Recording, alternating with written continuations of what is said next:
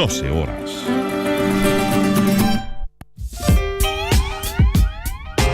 Cuánto regalo obligado a la familia, a vecinos, a viejos, lolos y niños y con bolsillos pelados. Pero ya está muy probado que el mensaje es lo valioso, no lo común y ostentoso, sino lo bien elegido, cual libro que da sentido a caminos misteriosos. Esta Navidad recibe a tiempo tus libros y aprovecha el 5% de descuento adicional si tu compra es mayor a 35,000 pesos y 10% más despacho gratis en compras sobre 70,000 pesos. Visítanos en prosaypolitica.cl.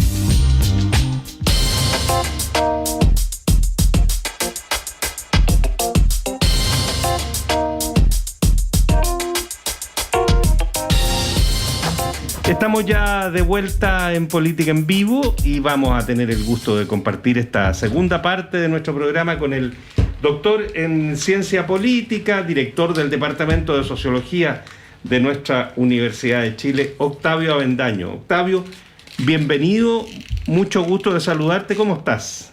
Muchas gracias, Felipe. Hola, Yasna, tanto tiempo. Hola, estoy acá muy bien y un agrado, como siempre, estar junto a ustedes. Lo mismo decimos.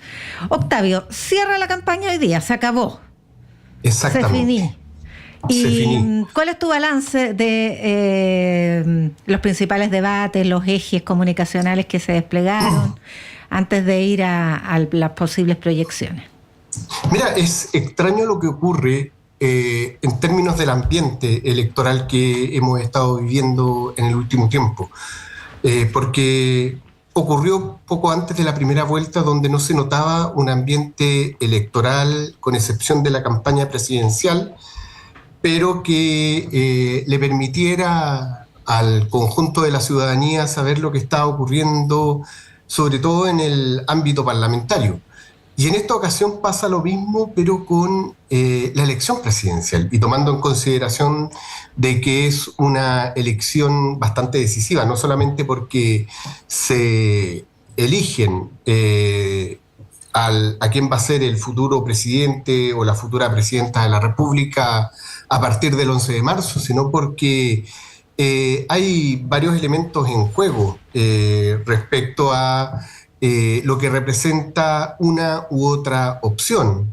Por un lado, lo que representa la candidata Janet Jara, que son los anhelos y las aspiraciones de un sector importante de la sociedad que ha estado en el gobierno en los últimos años y que representa a el conjunto de la centroizquierda y de la izquierda, y por otro lado la candidatura de José Antonio Kast, que logra finalmente aglutinar al conjunto de la derecha e incluso a otros partidos que derivaron de aquellos partidos que pertenecieron a la exconcertación, pensando en Demócratas, Amarillo y este grupo de radicales que hace algunos días atrás decidió apoyar y respaldar su candidatura.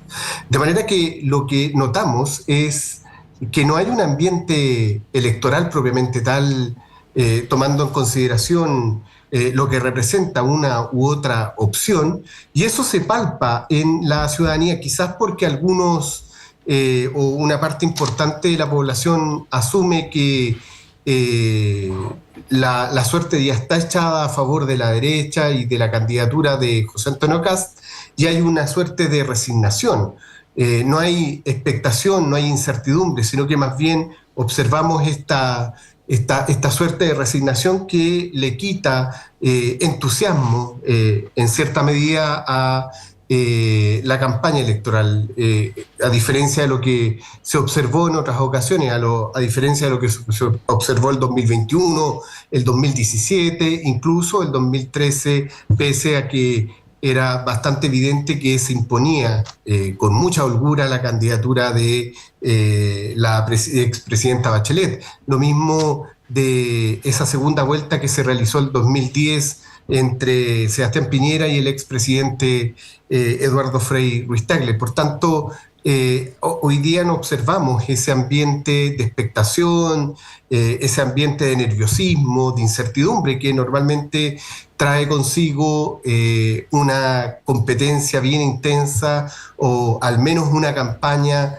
presidencial donde no se tiene certeza de cuál va a ser el resultado. Hoy día observamos más bien una suerte de resignación. También podría decir de que en el último tiempo la campaña estuvo más bien marcada, sobre todo los debates que fueron televisados y que lograron tener amplia cobertura, tanto el de la Archi como el último debate.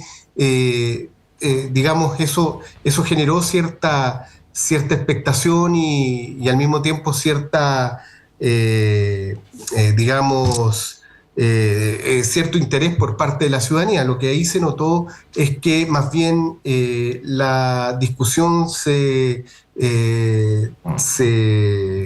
expresó más bien en términos de una rencilla personal, más que en tratar de destacar los proyectos que supuestamente deberían haber detrás de cada una de las opciones o detrás de cada una de las candidaturas.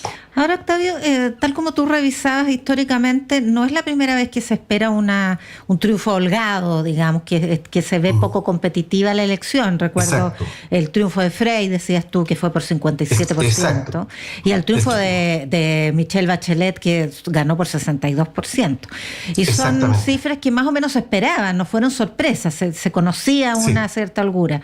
Y hoy día se estima que las cosas pueden estar con una diferencia bastante menor a esa. Incluso se habla de 60-40 como el escenario más auspicioso para José Antonio Caz, o más desfavorable para Janet Jara. Más o menos lo que ocurrió con Michelle Bachelet contra Evelyn Matei.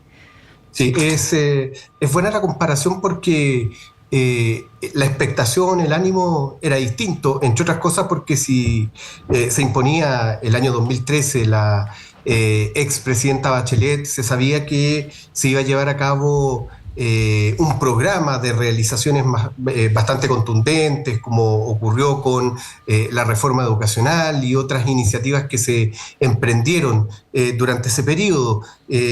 Ahora, incluso yo podría decir que dentro de quienes respaldan la candidatura de José Antonio Caz hay cierta cautela, porque se sabe que no va a contar con mayoría en ambas cámaras y eso va a generar, si no una tensión, va a tener que obligar al oficialismo que surja a partir del 11 de marzo a tener que negociar o buscar alternativas y estrategias de negociación dentro del Congreso Nacional para poder llevar a cabo una agenda legislativa. En ese sentido no se tiene mucha claridad respecto de cuáles van a ser los proyectos, las grandes realizaciones o las grandes propuestas que se van a manejar, al menos en el terreno legislativo, a partir del 11 de marzo. Eso se sabía en otras ocasiones. Se sabía el año 2014, cuando se iniciaba el gobierno de la presidenta Bachelet,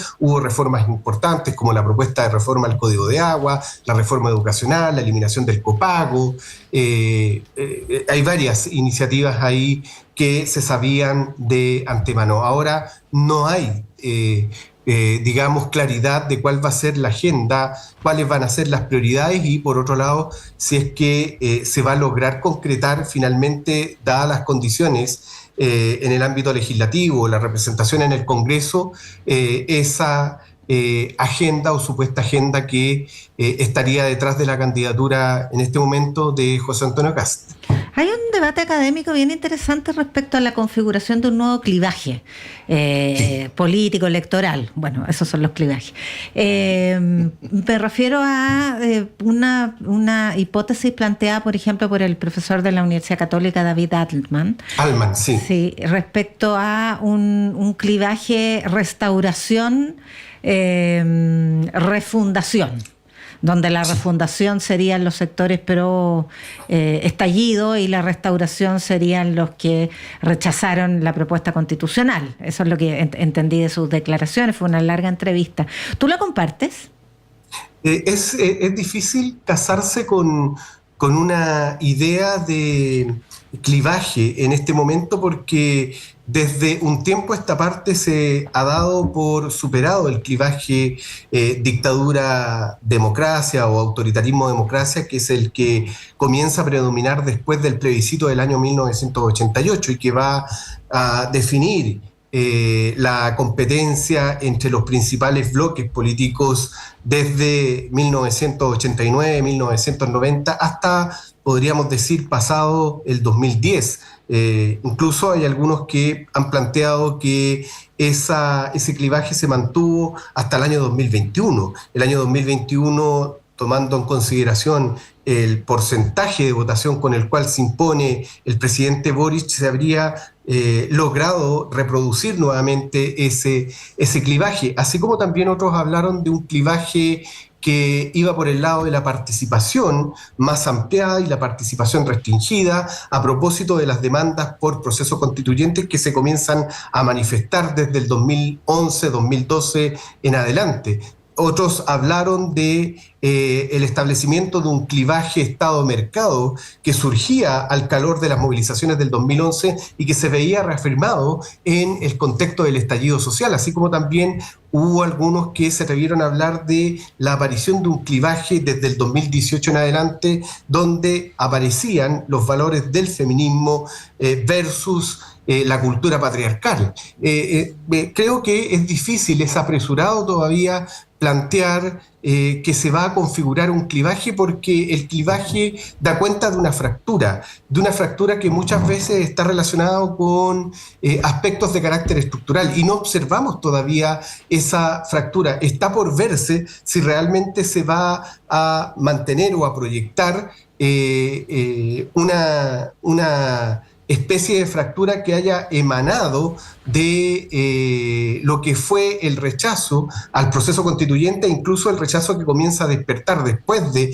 fracaso del primer proceso constituyente, el estallido social. Creo que es todavía apresurado plantearlo en esos términos porque, entre otras cosas, no sabemos todavía cuál va a ser el resultado y porque, de una u otra forma, de imponerse José Antonio Kast, habría que destacar de que se va a imponer con lo que algunos denominan el fenómeno del voto prestado. Ese voto prestado se pierde rápidamente y, por tanto, la configuración que supuestamente hizo posible el resultado electoral o va a ser posible el resultado electoral de este fin de semana, se va a ir diluyendo. Entonces, tal clivaje también se tendría que ir diluyendo en el transcurso de los próximos meses y los próximos años. Entonces, vuelvo a insistir de que es todavía apresurado hablar de la configuración de un nuevo clivaje porque además el clivaje le da coherencia al funcionamiento del sistema de partidos. Y lo que tenemos acá es un sistema de partidos y al mismo tiempo un electorado bastante volátil. Si hubiese un clivaje claramente definido, podríamos decir, habría más estabilidad y habría menos volatilidad desde el punto de vista electoral en este momento. Y sería en ese sentido más reconocible las actitudes de los distintos sectores, digamos. Exactamente, exactamente. Lo que tenemos hoy día es una superposición de distintos sectores, incluso distintas formas de populismo, un discurso anti-establishment que proviene de la irrupción de Franco Parisi, de lo que es el Partido de la Gente, así como también un discurso anti-establishment que es mucho más radical, que proviene del sector de Johannes Kaiser. Entonces, observamos acá que las distintas posiciones se superponen muchas veces a la hora de tratar de incidir al menos en la discusión pública o al menos en las opciones que baraja el electorado. Claro, incluso uno podría decir de que el resultado del segundo proceso constitucional contradice de alguna manera la idea de que el otro generó una suerte de clivaje. Exactamente. Exactamente, porque de lo contrario el segundo proceso constitucional hubiese sido exitoso. Claro. Y ocurre todo lo contrario. Octavio, ¿cómo ves tú, suponiendo, ¿no es cierto? Sí. De hecho, se supone que va a llover el domingo.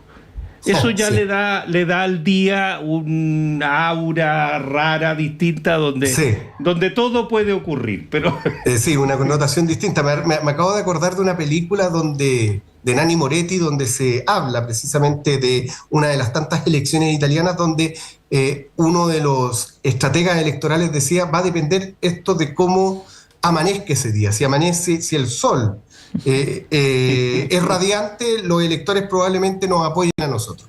Y ese día amaneció radiante. Claro, probablemente sea un día bien raro, bien extraño, marcado por esta nubosidad o tal vez no, precipitación. dicen que en Santiago llueve todo el día. Entonces, el 14 de diciembre con lluvia todo el día puede generar sorpresas. Pero aparte de eso, si siguiéramos con la lógica, ¿no es cierto?, de que, como lo indican los números, en fin, que lo más probable es un triunfo de Kast. ¿Cómo ves tú la reconstitución del mundo progresista? ¿Por dónde se reordena? Porque una cosa es reordenarse en torno a un gobierno posible. Sí. Pero sin eso, ¿qué pasa con esta alianza, este acuerdo Sí. más que alianza, que en el gobierno que está terminando nunca terminó de ser una coalición efectivamente, sino que siempre se mantuvo la idea de dos coaliciones, etcétera? ¿Cómo ves tú que se reorganiza eso, si es que se puede reorganizar? Sí, es buena la pregunta, pero va a depender principalmente del resultado. Si el resultado es muy holgado para la opción de José Antonio Kast, podríamos decir que se va a entrar en una suerte de etapa de bajón. Y esa etapa de bajón va a implicar pasadas de cuenta, incluso tensiones entre socialismo democrático, el PC, el Frente Amplio. Va a ser muy difícil reponerse de ese bajón anímico que va a generar o que generaría un resultado tan apabullante a favor de José Antonio Kast. Ocurrió ya ese bajón anímico. Recuerdo muy bien el año 2010 cuando se impone Sebastián Piñera y logra ganar la segunda vuelta a Eduardo Frei Ruiz-Tagle. En ese momento también hubo un bajón al interior de los partidos de la Concertación que prácticamente no se superó. Logró pasar desapercibido con el retorno de Bachelet para la elección del año 2013, pero en definitiva no se logró recomponer porque las tensiones, las fracturas que se generaron al interior de esa ex coalición fueron bastante evidentes y por ende no se logran revertir ni superar posteriormente. Algo parecido podría llegar a ocurrir. Y por el contrario, si el resultado es estrecho, hay más posibilidades de que se proyecte esta alianza amplia, que se proyecte en términos de oposición y que se proyecte también como una alternativa real para los siguientes años, para la próxima elección municipal y posteriormente para la elección parlamentaria y presidencial que tendremos que enfrentar el año 2028-2029. 29. Por tanto, habrían más posibilidades de proyección si el resultado es estrecho. Mientras más estrecho, podríamos decir más opciones para que surja una oposición desafiante, una oposición efectiva y que al mismo tiempo que esa oposición se transforme posteriormente en alternativa real de gobierno. Y respecto a la salud de la democracia después de esta elección, porque hay mucha aprensión respecto de la vocación democrática de José Antonio Kast. Él es de la familia de la ultraderecha y liberal. Exactamente. Aunque algunos piensan que el marco institucional y su origen UDI no entrañaría ningún peligro respecto de la salud institucional, pero una democracia liberal no es el proyecto estratégico de ese sector. Ahora, hay experiencias internacionales o experiencias comparadas que muestran que sectores que en algún momento fueron antidemocráticos o que asumieron lo que la literatura de la ciencia política denomina oposiciones desleales al sistema democrático, se lograron integrar. Hubo grupos neofascistas en Italia que asumieron esa actitud de integrarse al proceso político y aceptar las reglas del juego democrático, y con el tiempo, se transformaron desde el poder. En una opción más. Exacto, no desde el poder, sino que más bien desde una posición más bien marginal. Claro. Ahora va a depender también del margen que tenga de maniobra José Antonio Kast una vez en el gobierno. Si asume una actitud de negociación o favorable a la negociación, podrían cambiar las condiciones y las apreciaciones, incluso las aprehensiones de parte de algunos sectores frente a su rol de autoridad. En cambio, si gobierna por decreto, si decide sortear a la oposición del Congreso Nacional e incluso las oposiciones y disidencias que surjan en sectores como el Partido de la Gente o en Chile Vamos, ahí la situación cambia considerablemente. Van a haber rechazos de sectores de la derecha, así como también de sectores que provengan del Partido de la Gente o que se aglutinaron en torno a la figura de Franco Parisi en el último tiempo. Y en las últimas semanas, Kast ha insistido mucho en que no va a echar atrás ninguna norma, ningún derecho social, etcétera. Sí. Ha sido errático, pero ha retrocedido en el tema de la migración. Sí. Muy errático, pero retrocediendo, nunca yendo más adelante. Esa actitud, ¿tú la ves como una adelanto de la necesidad de ir moderando parte de lo que ha sido su discurso para poder ganar? Porque las bases del discurso de Kast han sido: yo voy a ser implacable con la delincuencia, voy a ser implacable y les voy a devolver la tranquilidad y la seguridad. Esa es la base de sustentación. Pero como son irrealizables esas políticas, esto es una manera de ya ir prefigurando lo que podría ser su actitud desde el gobierno. Más que la moderación, yo diría que Kast va a optar por medidas efectistas que tengan alto impacto mediático, pero que pasen desapercibidas rápidamente. Lo veo en esos términos, porque tampoco existen condiciones estructurales que permitan actuar de otra forma, actuar de manera más radical o de manera mucho más acorde con lo que habría sido un programa de la ultraderecha propiamente tal, o